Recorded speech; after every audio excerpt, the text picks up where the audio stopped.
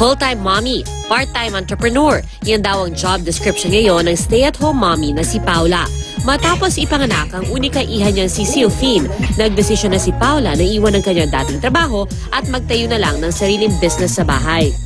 Ang kanyang specialty, lactation treats o yung pagkaing makakatulong na dumami ang gatas ng mga breastfeeding mommy. It didn't start out as a business actually. It started out as parang a personal thing. It worked for me as nag-work rin sa mga friends ko. Within 2 to 4 days, nag-increase na siya, nag-double siya.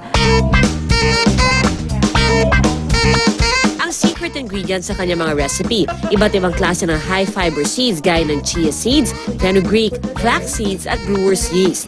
At para mas healthy, dinagdagan pa niya yan ng rolled oats at coconut sugar. Tapos na tayo dun sa paghalo dun sa mga ingredients. So ngayon, pwede na natin i-mold yung cookies. Kunin mo lang siya, tapos pack lang ng ganyan. Oo, tapos bibilugin mo na. bibilugin lang at ilalagay na siya dito. Yeah. Kumpara sa ordinaryong cookies at brownies, mas mababa ng higit 3 beses ang calorie content nito. All natural din ang mga sangkap, kaya pwede raw itong kainin kahit ng mga hindi nagbe-breastfeed. Sulit naman daw ang kanyang pinuhunan sa home business dahil umaabot hanggang 150,000 ang kanyang kinikita kada buwan. So yummy!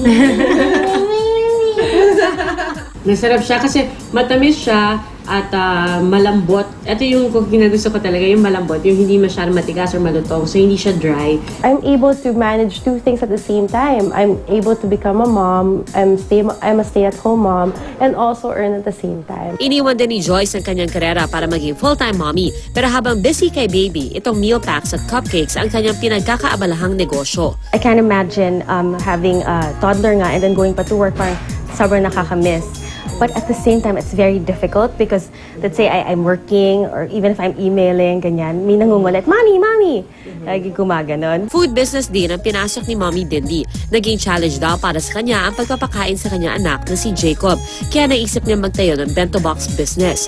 Ilan sa bestseller bento meals ay ang tinaguri ang Olaf, hango sa pelikulang Frozen, at ang Merida, ang warrior princess mula sa pelikulang Brave.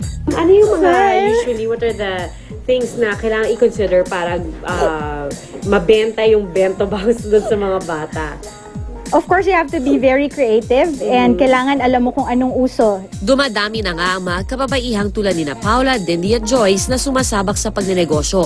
Batay sa pag-aaral ng Samahan ng mga Pilipina para sa Reforma at Kaunlaran o SPARK, umaabot daw sa 40% ng mga entrepreneurial activities sa Pilipinas, babae ang may-ari. Makes me feel fulfilled because I am able to spend more time with my kid. Parang that's where my happiness comes from it. Pero at the same time, I know I have to earn something also and contribute to securing his future.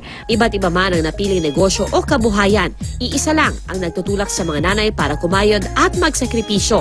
Yan ay ang pagmamahal nila sa kanilang mga anak. PR Kanghel, GMA News.